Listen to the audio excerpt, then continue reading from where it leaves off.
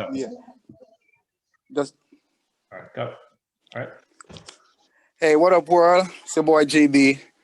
Welcome to another episode of the Real License Podcast, the only show in the world that's licensed for real. So, what we do here, we highlight people from Paul Bogle country, aka St. Thomas JA, and today we have none other than Mr. Howard Jackson. He's a son of St. Thomas. Adopted son. Yeah,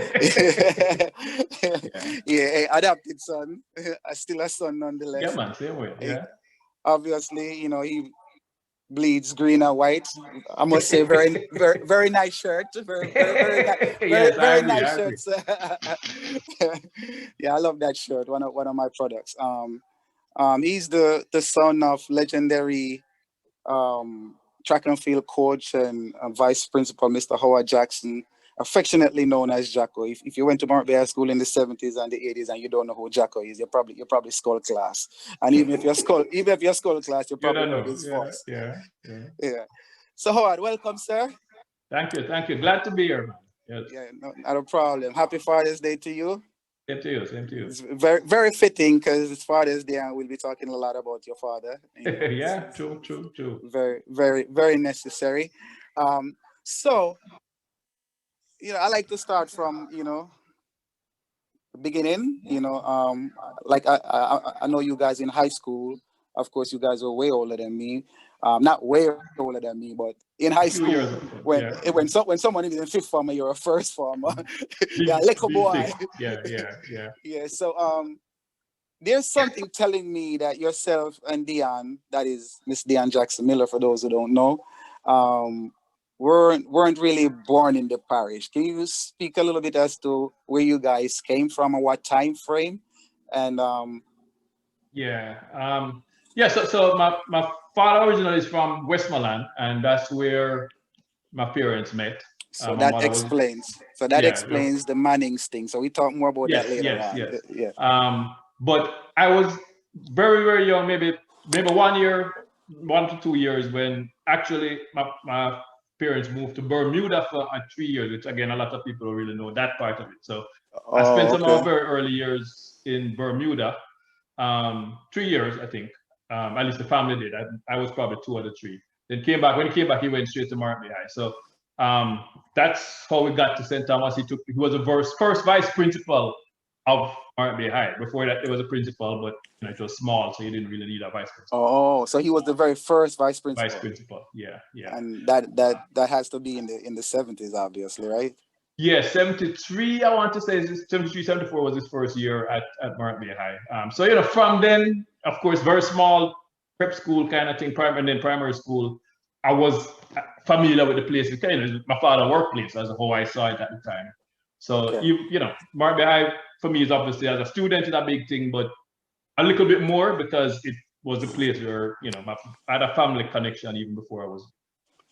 Oh, okay, makes sense. So when you guys came to the parish in that early time frame, I mean, obviously Dion was older than you, so she was probably primary school stage, right?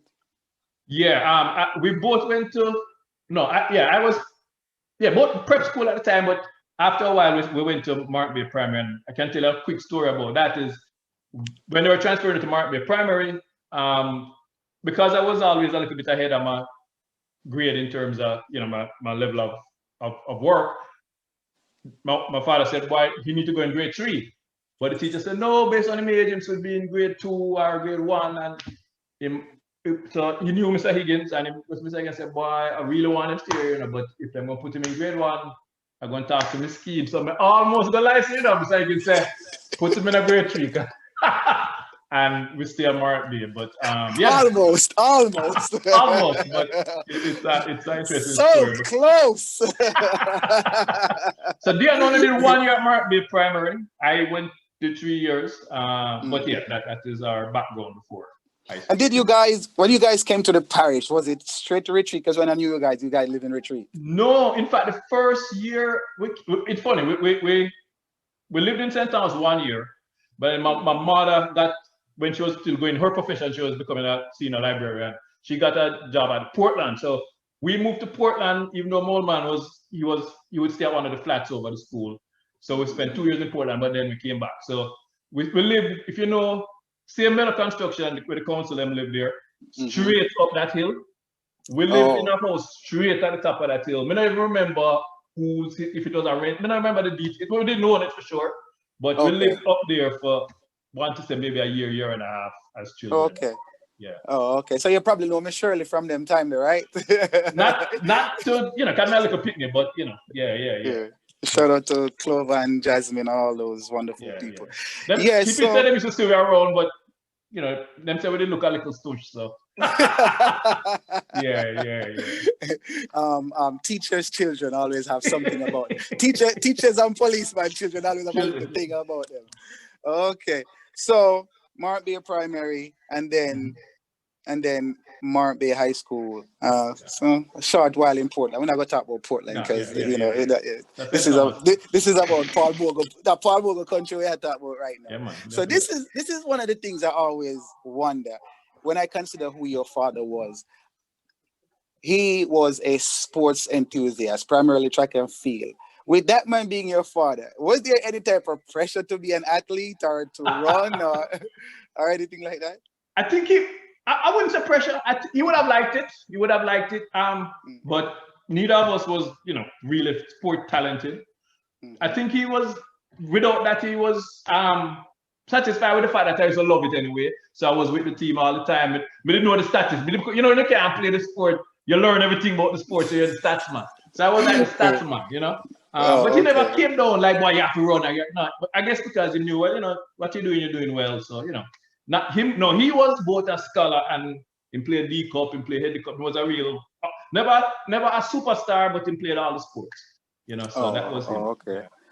So I like to ask people that I talk to from Morant Bay High School. I mean, outside of your father, obviously, who are some of the teachers that you remember having an impact on you, like academically or even just as a mentor in any aspect?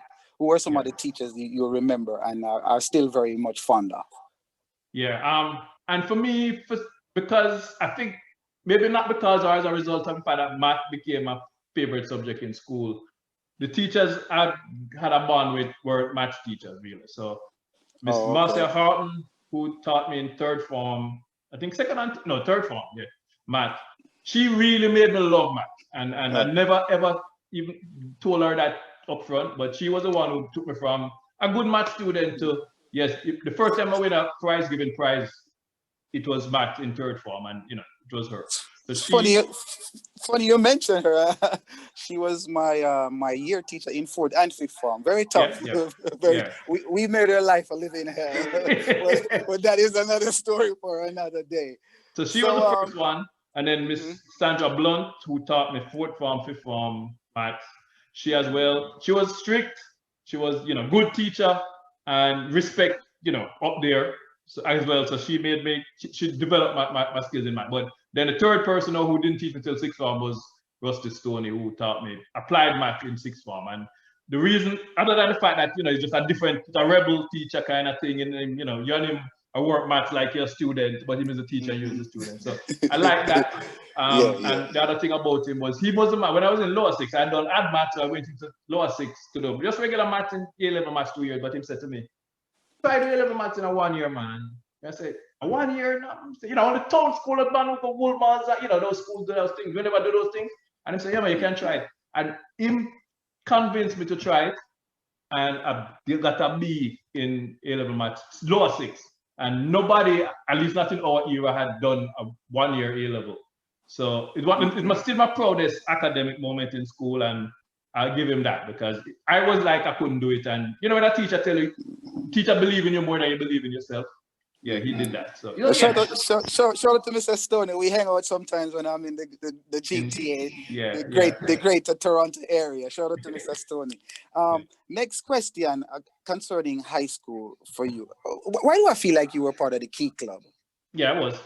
Yeah. Oh, okay. You just look like a Key Club type of person. That's an experience. Key Club, them time there, that had a little bit of a same thing, a little social reputation.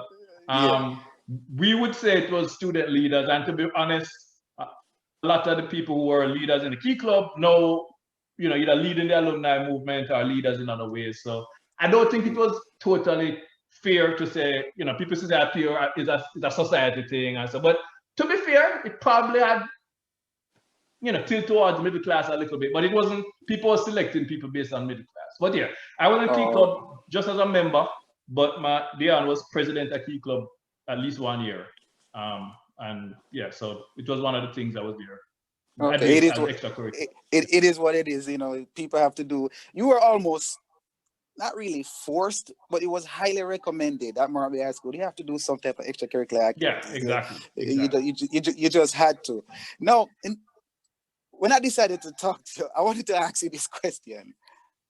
Given how polarizing of a personality that your dad had, he was verbally aggressive. A lot of people didn't like this style. To be quite frank, a lot of people resented him for that. Yeah. Did you, as a student, feel any resentment from other students because of who your father was at the school? Yeah, man. Or and did the opposite of that ever happen, where people try to kiss up to you because they want to be on Jacko's good side? The second one, not really. I can't think of any situation like that. Well, but let me talk about the first one, because that was more the common case, where, especially in my early days in school, because one, you're in first, second form, but I was young, because I went to high school young, I didn't do common entrance. I don't know, that's another story, but I went to first form because Mr. Higgins said, it makes sense to stay down here, and I went to first form before I could take common entrance. To common entrance in first form. So anyway, I was young. So youths in like fourth form, fifth form, maybe them and Jacko have a little thing, them see you around on the side of it, them Jacko and them very aggressive. So I used to have to deal with that. There's a one or two cases where them really almost, terrorize me that way, verbally at least, or threaten you. They never really physically never happened to me. But when you're a youth and somebody say, you see how later this, you're allowed to terrorize you. Yeah. So that was the hardest part of school for me, because I did not want to be Jacko. Me want to just be another student with my friends, leave me alone, and you couldn't do that.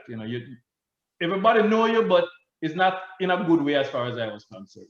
So okay. That was I just felt like, for some reason, I just felt like that was the case. So I said, let me ask. Yeah. And the funny thing is, since we all grew up and think enough alumni events were going on, somebody come over, from them time and say, boy, we used to get a hard time, and I said, nah, man, that's a school thing. Yeah, you can't have something against a man 30 years later. It's a school thing. So no hard feelings. All of the people who do that to me from a part of school, like, they toughen me up. But they did a little toughen up anyway. So, that's how I see it.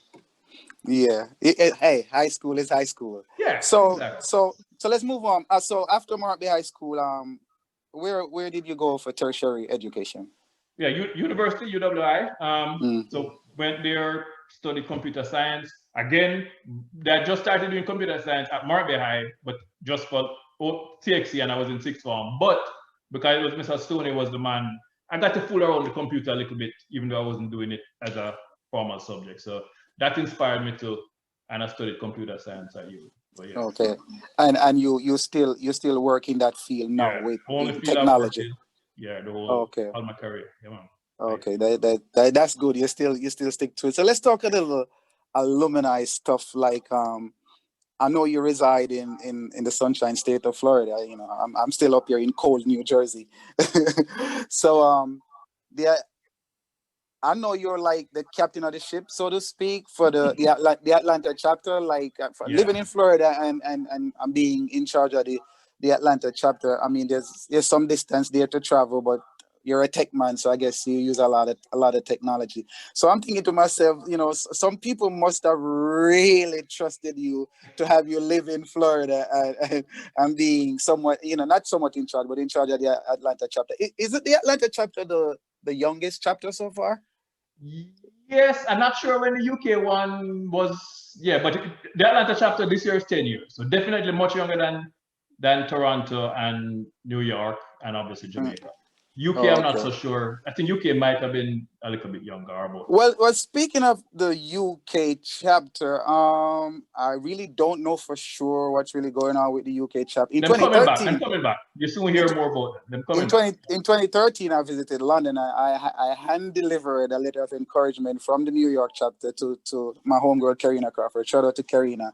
And I think her and Miss Althea Prince, they are the people at the helm, so to speak. So they should be coming back. I have all confidence that they should be coming back. So what's going on with the with the Atlanta chapter? I see some things floating around, a lot of things coming up. Tell me a little bit about the Atlanta chapter and all the events you guys have coming up. Yeah, so this year's 60th anniversary, Morant Bay Hight School. So there's even with the pandemic, we're really trying to do what we can to still make it count as a big year in our history, a memorable year to look back on the 60 years of MBHS. So Atlanta chapter is really part of, I would consider, what is now becoming a more of a global movement where every organization is playing a part in doing some events. So one of the things that's happening this summer is we're doing a first time trying this, we call it the International Fish Fry, where Jamaica having at least two. Atlanta through the Florida group is having one, New York having one, Toronto having one. So it's going to be the weekend of the 30th and the 31st of July. All of the groups going to have a fish fry. Is the fish going to be the main thing, but different type of menus. But yeah, all of that going to the main project, which is the library upgrade project, which is run by the 60th anniversary committee.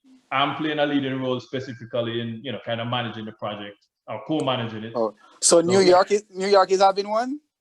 New York, and again, they haven't released the details yet, but New York is in the process of planning one as well. So okay, because Madam President is my friend, Miss Maureen Thomas, and Miss Nicole Young is my friend. I didn't hear anything, and I'm feeling it's very fresh.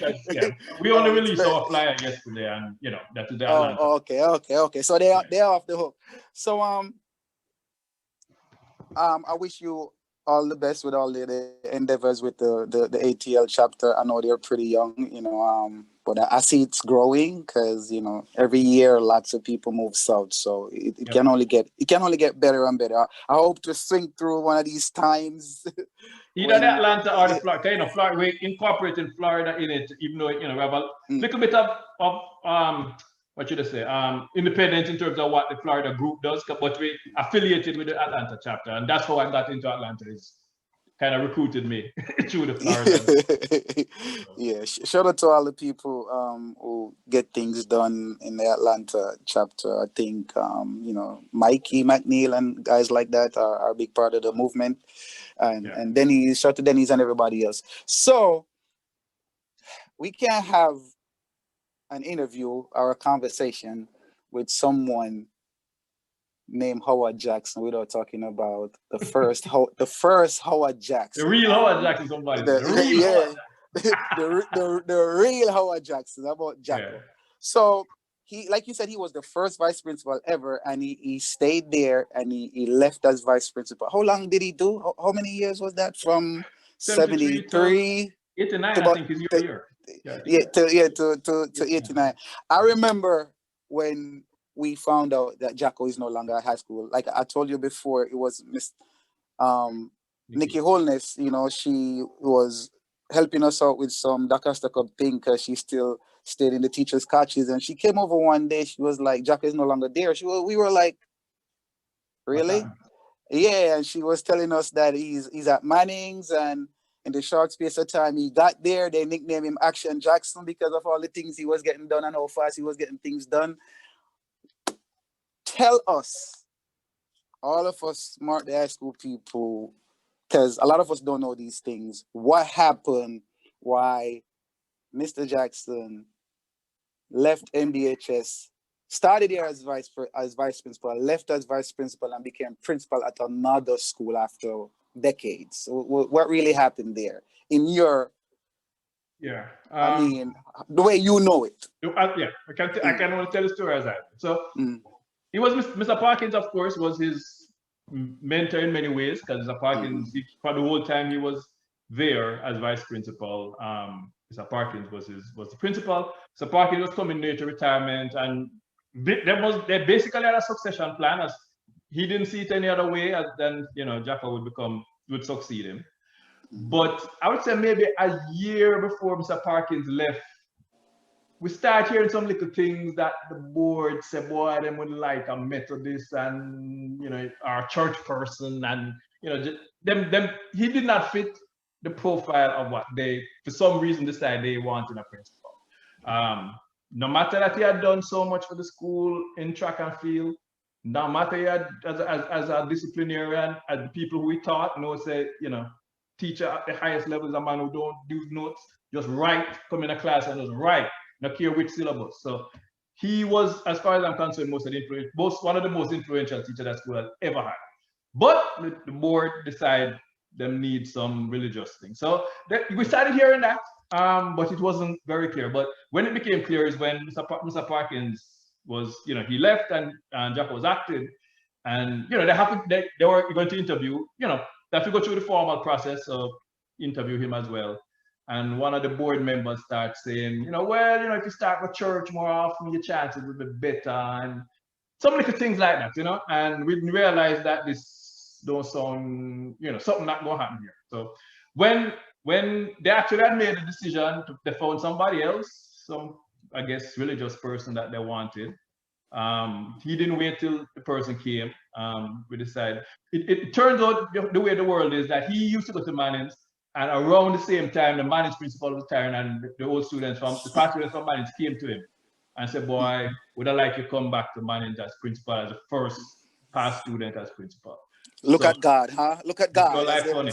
Yeah. And it's the only school, I would say this without reservation, is the only school he would have considered as why at the level of wanted to be principal as much as he would have been wanting to be principal of Morant Bay High School. So, he decided to take it. I can tell you personally, I was bitter. By that time I was at UA, I had left.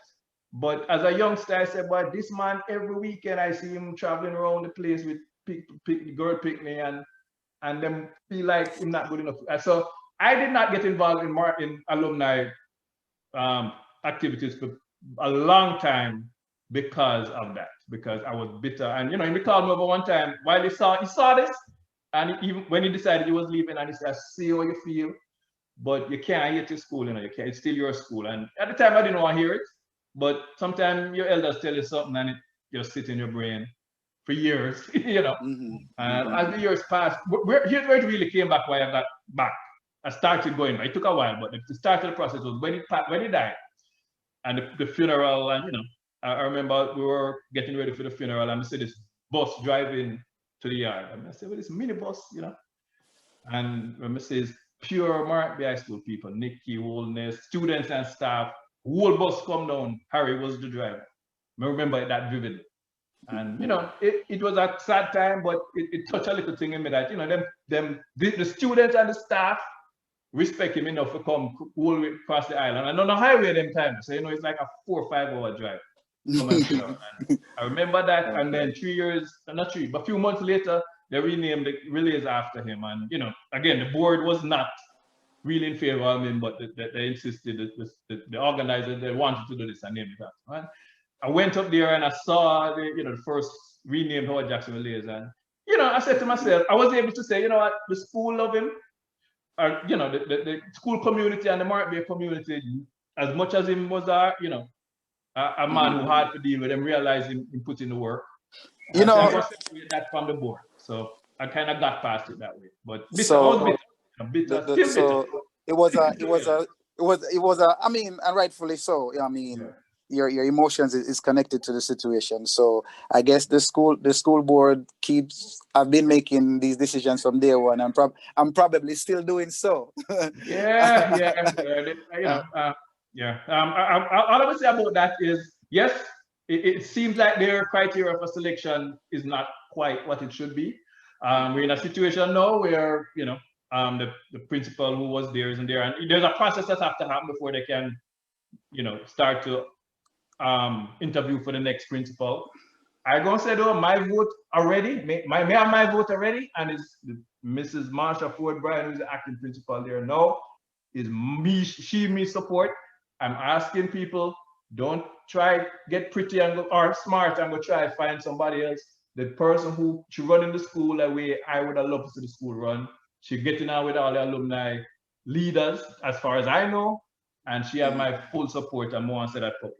So Okay, I don't know who she is, and I'll look into that. good, And good. And she's passionate about that school. Love it. Love the school. Yeah, man. You know what? One of the things I think I share this with you too. Like, there are two sides to people. Sometimes more than two. Yes, let's call a spade a spade. Mr. Jackson was his style of communication wasn't the nicest. He was, he was aggressive. Yeah. He was verbally aggressive. And Yeah, I told you this story before. Like, I was not fond of Jacko, and you weren't alone. You weren't alone. Yeah, no. When I started to realize that we need to look beyond the barking is I think it was the graduation right after Gilbert. And I'll never forget this story. I was sitting right next to Michael Unick. Monk, big up yourself anywhere there in the world. And I think Monk was either lower or upper six at the time. And I was giving off an attitude like, you're not from Jacko right now, Michael Unick advised me to just listen. And I did. And I really did.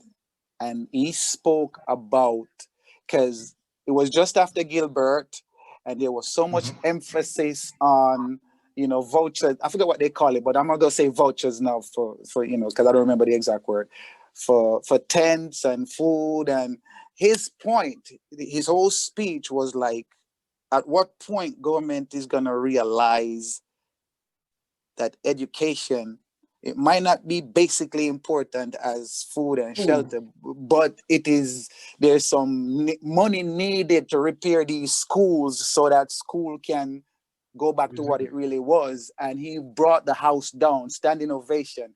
And that was the moment I said, because he never taught me directly. He yelled at me a lot for sitting on the rails, but that's another story.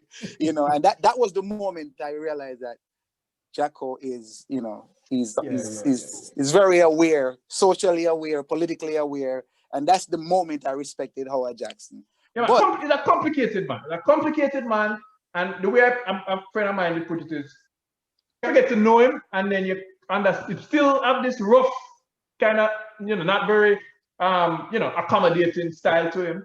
But it's hard, man. Them students, the more him shout after them girls will tell you. Juliet Cuthbert, him shout after her every day. And him love Juliet like a daughter. Did he actually get to see Juliet Cuthbert win that silver medal? Yeah, he died. She won it the August or whenever that Olympic. He died like 3 months after. So they were supposed to meet up in New York alumni event. And it was like the days before he was to leave is when he died. So he didn't see her, but he did see her win the 2 silver medals. So that was a blessing, Yeah. And this is the next thing that blew my mind. Could you just tell people what age Jacko was when he passed? 52, and I'm 52 this year. So it's been on my mind, but if only for that reason.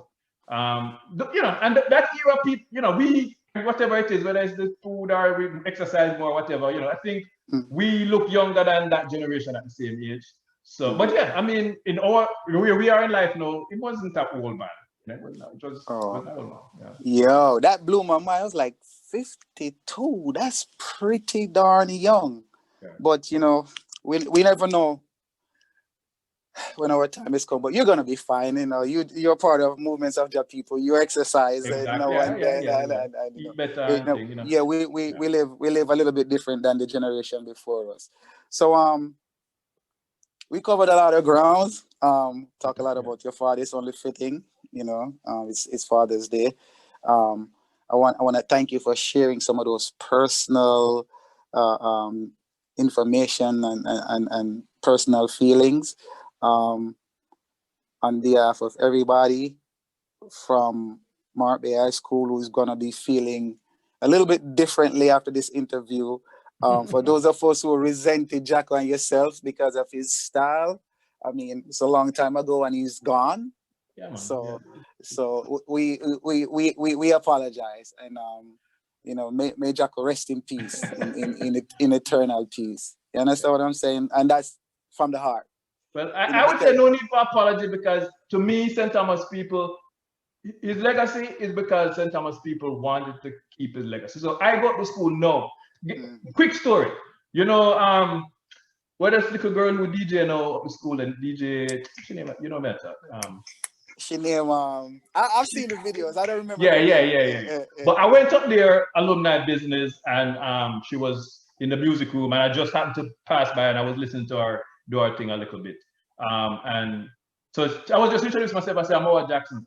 And she looked at me, and you know, she said, well, the Howard Jackson. I said, no, that's my father, you know. And she said, oh, okay. But you know, I said, it's 30-year Jacko gone, and these students have them born after, long after him gone, and his name, them know him name. So, you know, his legacy is there, and only the school could do that, and the school community. So, you know, again, the board is the board, but Morant Bay community, I have the most respect for them, because they the apology is because kids can be brutal, you know. Yeah, well, you know, from that respect. We don't know any better when when we're kids. We think we know everything, but we don't. So in retrospect, Whitey, DJ Whitey, maybe one member. Yeah, I know who she is. Big up to that little girl. I hope she goes far with the music thing. Yes. Yeah, man. So you know, I tell people who are younger now, especially my children now, like you, the things that you're doing now and think you're cool and hip, and when you get to our age, you're gonna realize that was garbage. yeah, it's just going up. All that, I'm apologizing for all that resentment, you know, from Jacko being who he is and all that good stuff, you know. And the man is gone, you know. Come on, you know, the man is gone. May his soul rest in peace. So thanks a lot. Thanks a lot. There's more we could have covered, but it's pretty late at night. I hope when, you know, I'm, you know, moving around a little bit more in different states, so come down to the Sunshine State so we could go sit down and one of the events, maybe do a live stream. Who knows? We can do nothing. Hey, who knows? Listen. YouTube don't respect you until you have 1,000 subscribers, man. So we try to get there and do some big things. So just hope this venture goes, you know, to another level. And thanks for your time, man. Thank you very, very, very, very much. Okay. Thanks for having me, man. Great job. I love what you do. Trust me. Right. I hope we get to do it bigger and better with everybody's support. Okay. So subscribe and like, everybody, and you know, I have some more lined up. You're gonna want to see these. Trust me. All right, take care, yeah, man. You too. Okay then.